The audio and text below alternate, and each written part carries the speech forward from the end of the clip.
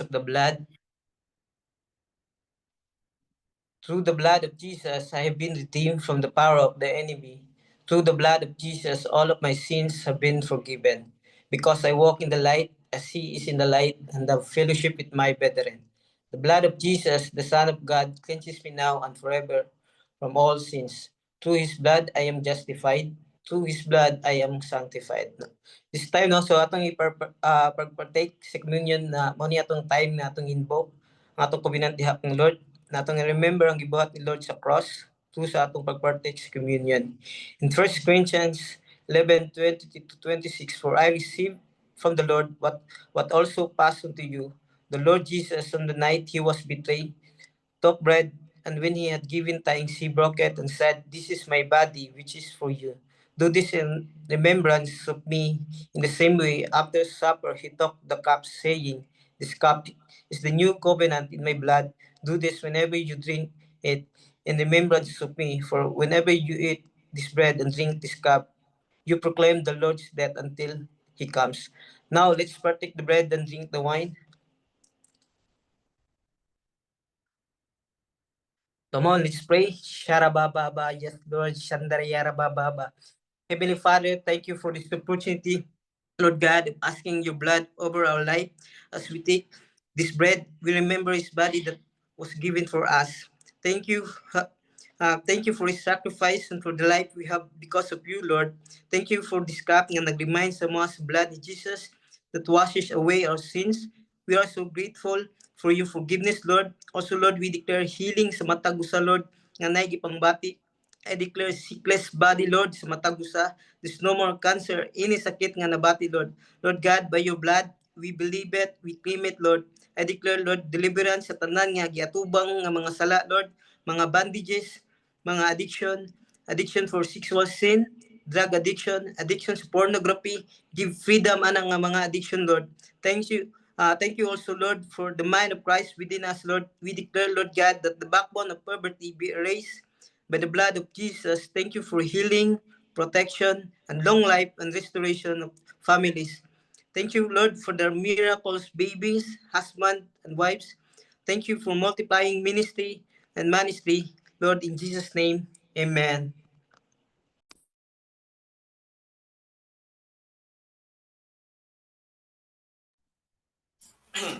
Come on, let's apply the seven sheddings of the blood. Yes, Holy Spirit. Shakarababa sikiri yarababa baba. Urababa shikiri bebe bebe. Number one, sweat blood in the Garden of Gethsemane. No more moment of distress, anguish, agony, worry, and fear. The curse of deceit, confusion, and indecision is broken. Freedom to overcome rejection breaks the curse of deception. Protection from the effects of deception and betrayal. Faithfulness in your commitment. Number two, let's apply this.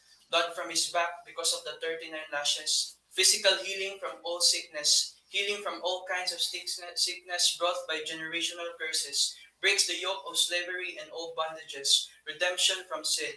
Number three, blood from his head because of the crown of thorns. God's leadership over our lives. Like David's slingshot, stone victory over every conquest. Transforms curse into blessings. The earth or ground will now be blessed. Crown symbolizes victory, prosperity, authority, honor, dominion, and power.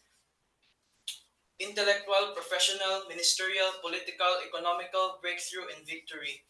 Prosperity and conquest. Overcomes the curse where work becomes labor and work is no more worship. Apply it to your family, in our businesses, in our ministry, in our work, and our leadership. The earth and ground is now blessed in the name of Jesus. Number four, blood from his face when his beard was removed. Removes our shame, restores our self-esteem and value, redeems us our dignity, self-importance. Now we have God's face. Conquers the spirit of rejection and insecurities. The blood of Jesus brings back beauty into our lives. Number five, blood from his hands when nailed on the cross. Cleanses past, present sins and arguments. Anointing in the works of our hands, gifts and talents will be developed. Makes us productive with right work ethics. Destroys every form of unproductivity, laziness, mediocrity, lack of focus, and lack of creativity. Restores the anointing and gifts of the Holy Spirit, God's power and strength. Anointing for multitudes, consolidation. Yes, oh God.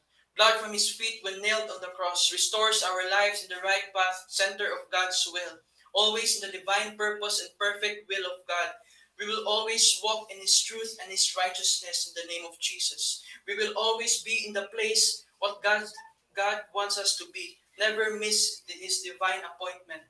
Anointing to send disciples. Blood from his heart. Blood and water gushed out when his side was pierced because he died with a broken heart. Takes all the pain from our lives and turn it into joy in the name of Jesus. Emotional healing comes against the spirit that abuse people. Give us a spirit of reconciliation, no more hatred or unloving spirit in the name of Jesus. Give us a heart that loves to worship God in the name of Jesus. Give us a heart, give us a passion for God and compassion for people in the name of Jesus. And God gives us his heart. Yes, Holy Spirit, thank you, God, for this wonderful night, oh Lord God. Thank you, God Jesus, that you're so good in our lives. Holy Spirit, thank you, Lord, that you're so good, oh Lord God. Thank you for dying on the cross for our sins, oh Lord God. Lord, we declare, oh Lord God, Galatians 6:9 to our lives, so Lord God, that Lord, nga dili may mahimo mo give up, Lord, oh God, because Lord, you will reap a harvest, Lord God, in the name of Jesus. Lord, salamat, Holy Spirit. They're so good, Lord, oh God, when we are alone, oh Lord God, you're with us in the name of Jesus. Salamat, Holy Spirit, that you're the one who's sustaining us, oh Lord God. Thank you, Lord, for being with us, oh Lord God, in every moment of our lives, oh Lord God.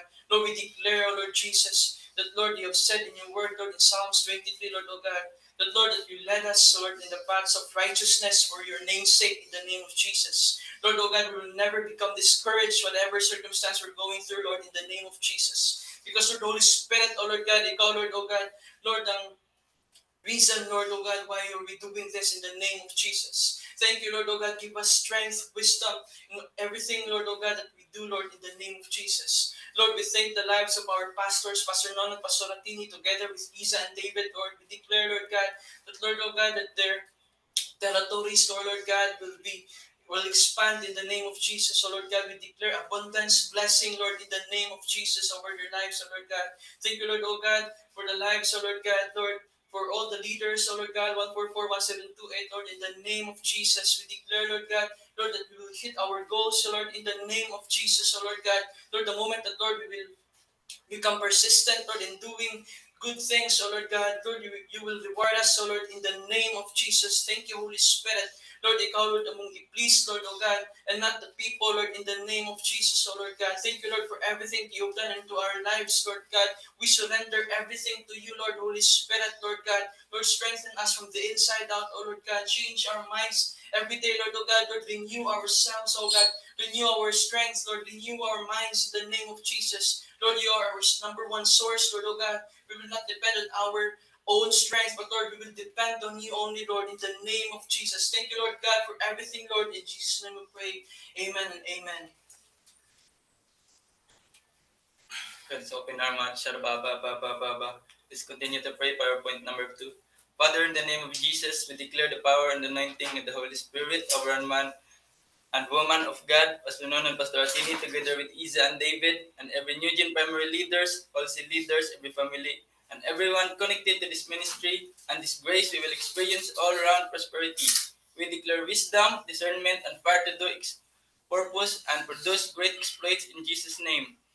We declare, Lord God, na i-protect nimo sila always, Lord God, na sa tanan nag-serve si mo, Lord God, that they are at the head and not at the tail, always at the top and never at the bottom. Wherever they go, always, Lord God, protect them, Lord God, and keep them safe in Jesus' name. And in Daniel 11:32, but the people who know their God shall be strong and carry out great exploits.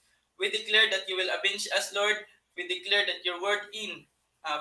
We declare this truth over these lives today, Lord God. Strengthen us, Lord, na empowered us to carry out the great things that you have planned for us, Ginoo. We always declare that you will avenge us, Lord, and we trust in your power to bring justice. We stand in your promises, and we declare your word our lives, Lord God. And Isaiah 54:15, if anyone does attack you, it will not be my doing. Whoever attacks you will surrender to you. Lord, ask for your divine protection against us. Any who would come against us, Lord God, we thank you for your faithfulness and for being our shield and defender. And Isaiah 54:17, no weapon formed against us shall prosper, and every tongue which rises against us in judgments we shall condemn. This is our heritage as servants of the Lord, and the righteousness is from you, Lord. People who evil plans against us will not prosper. We declare your word in. We condemn every word spoken against us in judgment, Ginoo, and we declare that this is our heritage as servants, Lord God. Our righteousness comes from you alone. We pray that the evil plans against us not succeed, and we trust in your power, protection, Lord God, and defend us, Lord God. In Deuteronomy 28:7, the Lord will grant the enemies who rise up against us will be defeated for us. They will become from one direction but flee from us in seven. And Psalm 7:15 to 17, they dig a deep pit to trap others, then fall into themselves. The trouble they make for others backfires into them. The violence they plan falls on their own heads. I will thank the Lord because he is just. I will sing praise to the name of the Lord Most High. We pray that any evil plans against us will backfire our enemies. We will sing your praises for you, our Lord Most High, na ikaw ang pinakalabaw sa tanan, Ginoo. In Deuteronomy 32:35, soon our enemies will get they deserve suddenly. They will sleep and total disaster will quickly follow. We declare that our enemies we will get that they deserve, Lord, and the total disaster will quickly follow their schemes. We trust in your power to bring about a swift end to their plans and to protect us from all harm, Ginoo.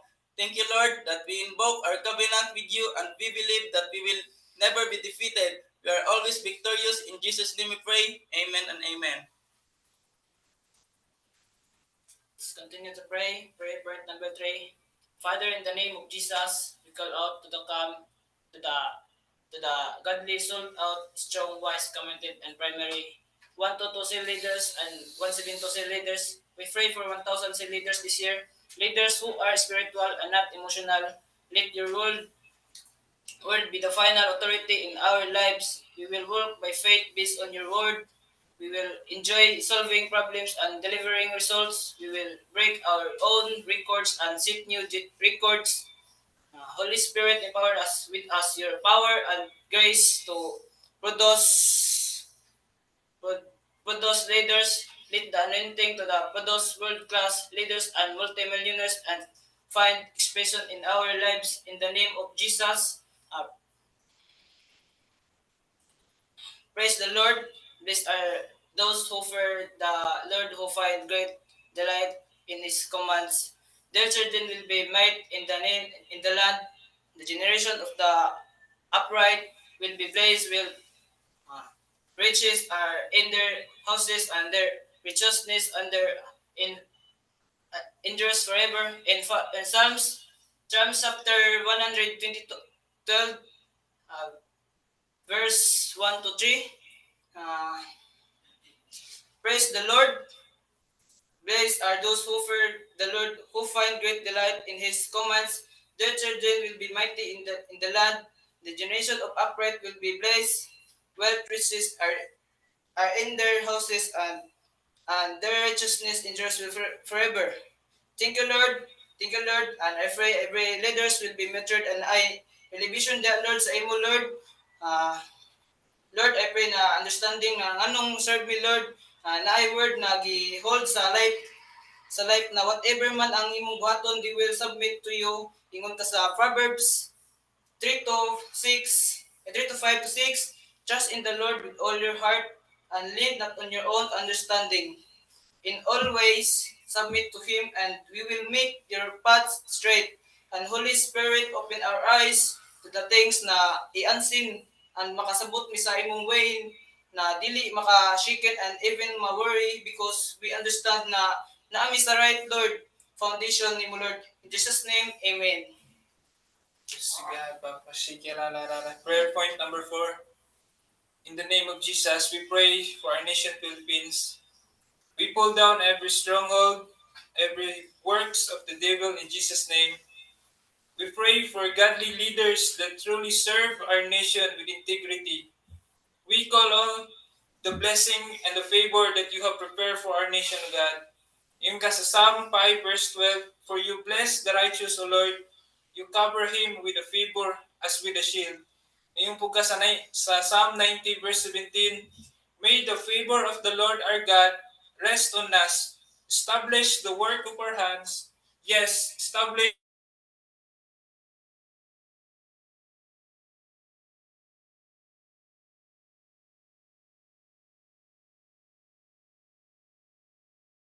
my covenant with you. You will be eating last year's harvest when you will have to move it out to make room for the new. And I will put my dwelling place among you, and I will not abhor you. Lord, thank you for the best portion. I pray for the Philippines, O God. You will guide us, Lord. We are your people, O God, and you are our God.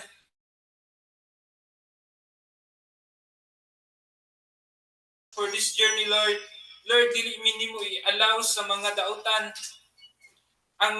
dili minimo i-allow, God, ang dautan na mudumala and corruption, O God, ug ang mga tiwali, O God, sa government official, O God. Lord, imo ning tanggalon, O God, tanan, O God, and mag-raise ka, O God, ug mga new na mga leaders, O God, na nay heart to serve the country, O God, na dili corrupt, O God, ug great power, Lord. Dili i-support ang mga illegal, O God, but katong mga butang, O God, na mga maayo, O God, mo ilang suportahan, O God. Lord, mag-raise up kag leaders na nakahadlok sa imo, O God. We pray also for Pastor MG surgery, declaring quick and successful surgery in Jesus' name. His entire organs and body will be strong and prepared for this surgery. Calcium will be normalized, no complication in Jesus' name. Fast, full, and permanent restoration of health in Jesus' name. We declare presence of mind to the doctors and all these involved, the Lord, his main surgeon. For Pastor Juby Ibo, Lord, we pray for her complete healing, no complication, a healthy heart, and fully restored organ in Jesus' name. Name ka sa James 5, verse 16, the prayer of a righteous person is powerful and effective. We also pray for Juby Malingin. We declare your protection in Jesus' name. We pray for miracle healing upon her. This meeting is being recorded. We will rebuke every complication and make her body strong and healthy. We declare the embodiment of these verses, of God, in their life, Lord. Inung ka sa Matthew 8, verse 17, this fulfilled the word of the Lord through the prophet Isaiah, who said, He took our sickness and removed our diseases. Impo ka sa Isaiah 53 verse 5, but He was pierced for our transgression. He was crushed for our iniquities. The punishment that brought us peace was on Him. And by His wound, we are healed. Yes, God. Sa Psalm 91 verse 16, with long life, I will satisfy Him and show him my salvation. And kasi Jeremiah 30 verse 17, for I will restore health to you and your wounds I will heal, declares the Lord. Lord, thank you for our portion na good health to God. Enjoyable life, Lord, na imo na ning gibaran sa cross, and we're already healed to God. We will declare that, O God, mo naman tuuhan, Lord, and mo naman gunitan, O God. Salamat for everything, O God, what you have done. In Jesus' name, Amen. Let's pray. Prayer point number 5. Father, we thank you for giving us the best lands. We declare in the name of Jesus, swift and smooth land processing, building approval, and construction for our 6,000 and 10,000 seating capacity church. In Jesus' name, we come before you with a grateful hearts, Lord. Lord, thank you, Lord, for giving this gift, new land, Lord God. Lord, thank you, Lord, that we are so grateful, Lord God. Lord, thank you, Lord, that, Lord, we ask for your divine peace, Lord God, to rest upon it, Lord God. Lord, from the soil to the structures that will be built, let every step of the construction, Lord, be guided by your mighty hand. Lord, we declare that no confusion, conflict, and disturbance will arise in Jesus' name. We speak your protection over every worker, every plan, and every corner of the land. May this place be filled with your presence, and may bring it blessings to all who dwell and work there.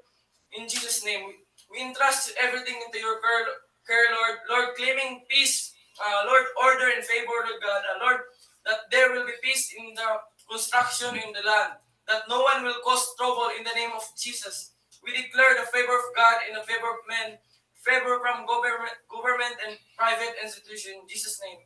Lord, in Proverbs 21 verse 1, in the Lord says, the king's heart is a stream of water that he channels towards all who please him. Lord, amo ning gibuhat, Lord God, para i-please ka, Lord God. Lord, Whatever we turn, Lord God, favor is in our side, Lord God. Lord, thank you, Lord, for your faithfulness, Lord God, and the favor today, Lord God. We humbly ask for more, that we pray for hectares, land will be added, for parking, for expansion, and for the greater vision you have planted in our hearts. Let every piece of the land be released in Jesus' name. No confusion, no opposition, no delay. Lord, only peace, provision, and open doors, Lord God, in Jesus' name. Bless this church building project, Lord God, Lord, because it will grow beyond what we could imagine, Lord God, for your glory and for the good of many. In Exodus 36, verse 3, they received from the Moses on all offerings that Israelite had brought to carry out the work of constructing the sanctuary, and the people continue to bring free will offering after morning after morning. Lord, we declare non-stop and abundant provision, of God. Lord, we will have more than enough in the name of Jesus. Oh Lord, bless all the businesses connected, all new gen leaders. Let blessings and favor rest on every home offices. Raise up each leader to be topmost top cell leaders and topmost top CEOs. Connect us to B2B clients and let IT Park rise in Jesus' name. In Isaiah 60 verse 11, therefore your gates shall be open continually, they shall not be shut day or night, that they may bring the wealth of the Gentiles in their kings of possessions. In Isaiah 58 verse 11, the Lord will guide you always. He will satisfy your needs in a sound, search land, and will strengthen your frame. You will be like a well-watered garden, like a spring whose water never fails. In Isaiah 58, verse 12, your people will rebuild the ancient ruins and will rise up the ancient old foundation. You will be called repairer of broken walls, restorer of streets with dwellings. We declare that everyone who sows will experience restoration of dreams, life, family, and businesses. Everyone will live in a impactful life and overflowing life in the name of Jesus. Lord, we thank you, Lord. We thank you, Lord, for the land you have given on us. Lord, we'll use it for your kingdom, Lord God. We'll continue to advance your kingdom and honor you as we will fulfill this commission.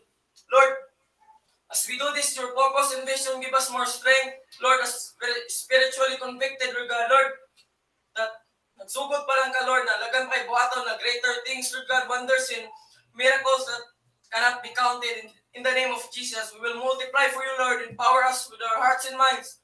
Lord, vision and purpose you have called dominate not only on this nation, Lord God, but Lord, even international nations, Lord God. Lord, thank you, Lord, for the leaders that continue to speak to them, strengthen them with your faith, power, and the fruit of the Holy Spirit. Lord, we declare that this land and this church, this leader, and this vision will bring glory to your name and blessings to all generations to come. In the name of Jesus, amen. Amen, no? So, pinito mangingkod. So, before we start, no? Pray call. Heavenly Father, we thank you, Lord, for this morning, Lord, oh God. Lord, open our hearts and mind, Lord, oh God, to receive your word, Lord, oh God. Holy Spirit, guide us, Lord, oh God. Jesus, when we pray, amen and amen. So I thank Pastor Tini sa opportunity nga makashare sa book ni Charles Cap, no. So this time na atong continue, no. So atong continue nga to declare about the healing, no, sa book ni Charles Cap. Pero before ko mag-proceed, no, ako lang share no short testimony or short story about sa healing, no, nga akong na-experience, no, sa siguro last year to, no, nga I remember no nga si Chloe na nahilantan nung to siya, and then mo to nga sige sagsuka ba. So sige sagsuka, so na may tendency nga ma-dehydrate, no. So mo to nga so sige nagsuka, and then tanan nga yang kauno niya iya gyapon suka gyapon, no. So mo na nga ibin ang gatas, and then mo to nga nakita ko siya nga nigamay gud siya. And then mo to nga na-worry na ko ato, no, even si Giselle. But timing man to kay Sunday man to, and then timing to siya kay topic is about healing, no. So di na ko na malimtan. And then mo to nga ang word nga dili na ko malimtan, no, nga pag-share ni Pastor Tini nga gingon dito ba nga the Lord will take away from all sickness, no. Mo to ko gi-meditate, no. So mo to nga paguli na ko sa balay, mao to nga atong sa kwarto no istorya kong Chloe na akong giprihan ako siya, then nagkuman ko ba nga in the name of Jesus no nga walay gahom ang enemy nga sa life ni Chloe nga wala na sakit no kay gibayran na sa cross. And then mao to nga after na ko nga pag-pray saya, then part sa akong faith no ang declare nga niya ko saya bang nga Chloe no later kanang maligo ta sa pool or sa dagat, then prepare ko sa imong kanimo salbabida or kanang jacket niya kay hilig man sa maligo. So mo to nga nakatug ko, then tingaan na lang ko nga hapon naman to. Then tingaan lang ko naglagubo naman sa gawas. So nakamata ko kay tungod naglagubo na ba sa gawas. So pagtan-aw na ko sa gawas, siya di ay nagdudula na na ba, grabe ning dagan. Di na ko ma-imagine ba, grabe. Kaya nagkabi ni kaluya, and then gahap or kanang yaging adlaw, grabe sa kaluya, suka, kaliba, inana ba. And then immediately, nagibuhat si Lord. Mo na nga, inana ka powerful, no, mo na nga, mututa, mobilib ta, and then ato ikuman kay 2,000 years ago, no, pakamatyan naman ni Lord sa cross. Amen? This time, no, atong i-declare na to ang mga word, no, nga nasa PowerPoint, no. Sige, next. Gingan rin sa Mark 11-23, truly I tell you, if anyone says to this mountain, go through yourself into the sea, and does not doubt in their heart, but believes that what they say will happen, it will be done for them. No, in Mark 11-24, believe whatever you ask in prayer, believe that you have received it, and it will be yours. No, sa ato pa lang kasing-kasing. Wala pa lang nato nakita pero ni-believe na ta sa atong heart. Una mo believe na ta sa atong heart no, nakita na nato sa atong kasing or sa atong mind, sa atong heart nga ayo na siya no nga walay gahom ang enemy. Wala nga atong i-declare no. Nang atong i-delete nga walay doubt sa atong heart, at the same time nga walay fear no. Ang fear dili na kang Lord no, ang fear kang Satan na. Amen no. So karon no this time atong i-declare no 3 times nga kaning passage no. So 1, 2, 3, go. In Jesus' name, my arteries will not shrink or become clogged. Arteries, you are clean, elastic, and function as God created you to function. No. So before ko i-continue no, kaning arteries mo na ang white blood cells nga mo flows no gikan sa imong heart, and then iyan ang i-distribute niya sa atong parts sa atong body. So kung ang arteries malfunction siya, so pwede nga mo na nga dili niya ma-distribute ang imong cells. So mo na nga pwede nga mo na ang dili sa pwede mo na dahilan nga ma-end ang atong physical nga atong body. So again atong i-declare 1, 2, 3, go. In Jesus' name, my arteries will not shrink or become clogged. Arteries, you are clean, elastic, and function as God created you to function. No? So, pwede nga, wala nimo na experience karon or whatever nga imong nabati karon or nabakay kaila or friends or sa imong family, no? Imong i-declare, no? Pwede nimo ning i-send saya, screenshot mo saya ha, then mag-declare ka saya og prayer, no? So, imong i-command, imong sang i-pray. Amen? The next slide, no?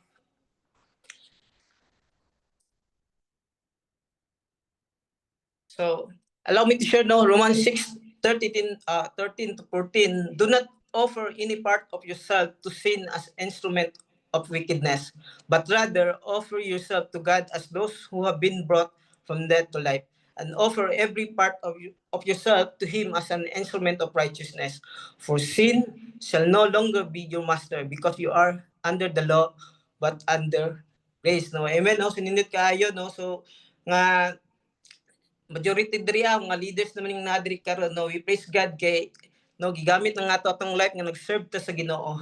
So mo na nga dili nato i-allow no nga magpagamit ta kang Satan no nga dito magpagamit no dito magpakasala kay ang sala mo na nga way mayong laki ana no kung sa gagmay kay ang sala mo nagingon ba nga lami ang sala kay mo man ang entry point nga maanad ka, pero dugayan na no dako man na siya na maanad na ka ba.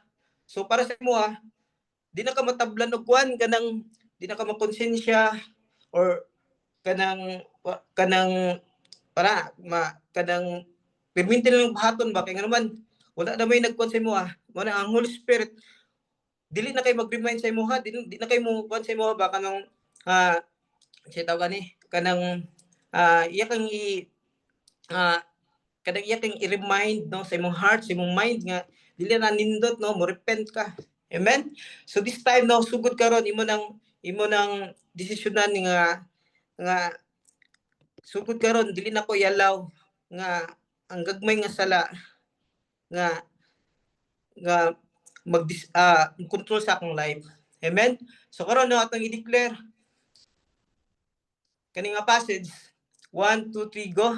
The law of the Spirit of life in Christ Jesus has made me free from the law of sin and death. Therefore, I will not allow sin, sickness, or death to lord it over me. Again, the Lord of the Spirit of life in Christ Jesus has made me free from the law of sin and death. Therefore, I will not allow sin, sickness, or death to lord it over me. Amen. No? So the next is in Romans 8:11, and if the spirit of him who raised Jesus from the dead is living in you, he who raised Christ from the dead will also give life to you, mortal bodies, because of his spirit who lives in you. No? So wanang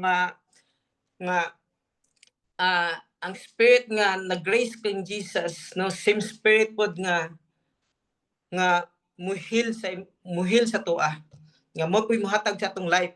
Amen.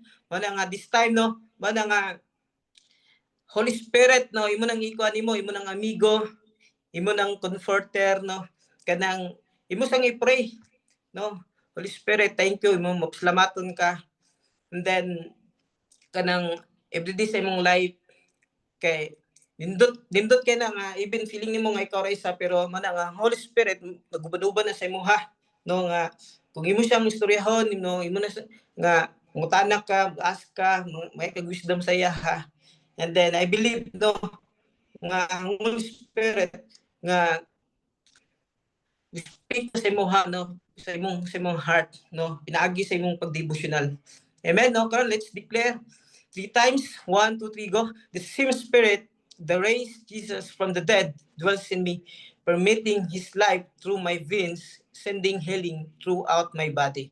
Again, the same Spirit that raised Jesus from the dead dwells in me, permitting his life through my veins, sending healing throughout my body.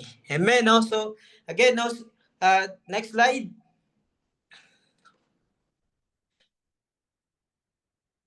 In Matthew 12 to 25 to 35, daw ako lang nag-share to the Spirit of God that I drive out demons, then the kingdom of God has come upon you.